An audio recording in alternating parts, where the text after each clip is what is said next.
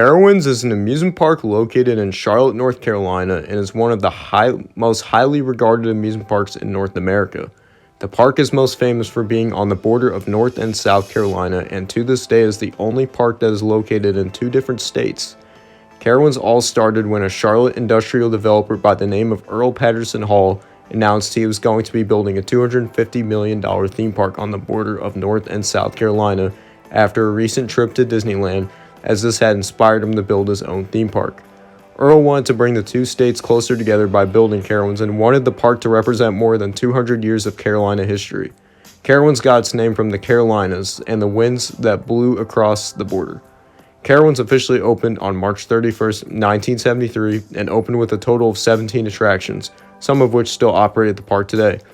The most noticeable attractions to open were Carolina Gold Rusher, an Aero Mine Train which still operates at the park today, and the Carolina Sky Tower, an observation tower which allows for guests to get great views of the park. For Earl, this was only phase one of his plans for Carowinds, as he wanted Carowinds to eventually be developed into a complex that would feature a golf course, resort, hotels, and even a marina. However, those did not end up happening, and only the first phase of his actual plan ended up happening. Unfortunately, due to the current oil crisis going on, Earl had no choice but to sell the park. Taft Broadcasting Company, which owned Kings Island and Kings Dominion at the time, purchased the park. In 1975, Scooby-Doo, a small wooden coaster, opened to the public, which is now known as Woodstock Express. A year later, in April of 1976, another coaster named Thunder Road was added. Thunder Road was a PTC racing wooden coaster and was built on the North and South Carolina border, making it the only coaster to travel between two states. In May of 1977, White Lightning, a short shuttle loop, made its debut. In March of 1980, the park debuted Carolina Cyclone, an Aero custom looping coaster. Carolina Cyclone was famous for being the first roller coaster to feature four inversions. In 1982, the park's water park, at the time known as Ocean Island, opened to the public. In October of 1988, White Lightning closed for good and was relocated to Gold Reef City in South Africa, where it still operates today.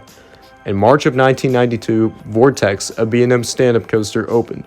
Vortex was one of B&M's first coasters built and was the second stand-up coaster to be installed. That same year, Carowinds, along with its sister parks, were purchased by Paramount Communications. For the 1993 season, Carowinds was renamed to Paramount Carowinds. In 1994, Hurler, an international incorporated wooden coaster, opened to the public. The same ride was also built at Kings Dominion the same year. In 1996, Drop Tower, an Intamin giant drop, made its debut. In 1998, an E&F Miler kiddie coaster named Lucy's Krabby Cabby, now known as Wilderness Run, opened to the public. A year later, in March of 1999, Top Gun Jet coaster, now known as Afterburn, opened. Afterburn is a B&M invert and is well known for being one of the best and most intense inverts out there. In April of 2000, a set point suspended coaster known as Flying Super Saturator opened to the public. In 2002, Ricochet, a Mock Rides Wild Mouse coaster, debuted.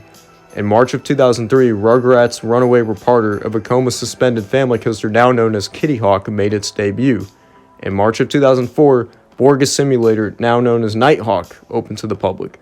Nighthawk is one of only two Vekoma Flying Dutchmen still in operation, and is relocated from California's Great America, where it operated as Stealth.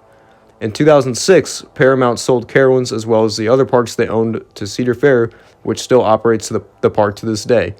As a result of the purchase, rides were renamed, and the park was rethemed. And the park was renamed to its original name, Carowinds, for the 2007 season. In 2008, Flying Super Saturator closed for good. A year later, in March of 2009, Carolina Cobra, a Vekoma boomerang relocated from the now-defunct Geauga Lake, made its debut. Carolina Cobra is now known as Flying Cobras. In March of 2010, Intimidator, a B&M hypercoaster, opened to the public. Intimidator was huge for Carowinds as it was their biggest investment yet. In 2012, a Mondial tower swing known as Windseeker opened to the public.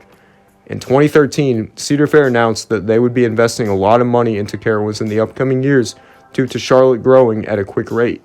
And a couple years later, in March of 2015, Fury 325, a B&M Giga, opened to the public along with the complete redo of the park's front entrance. Fury opened as the 5th tallest roller coaster in the world and was B&M's second Giga coaster built. Fury quickly put Carowinds on the map and instantly made it a destination park for enthusiasts all around the globe. That same year, Thunder Road would close for good. A year later in 2016, the water park received a pretty significant expansion and was renamed to Carolina Harbor. In 2017, a new area of the park opened called County Fair, which included the addition of new flat rides, as well as the retheme of Carolina Cobra to Flying Cobras.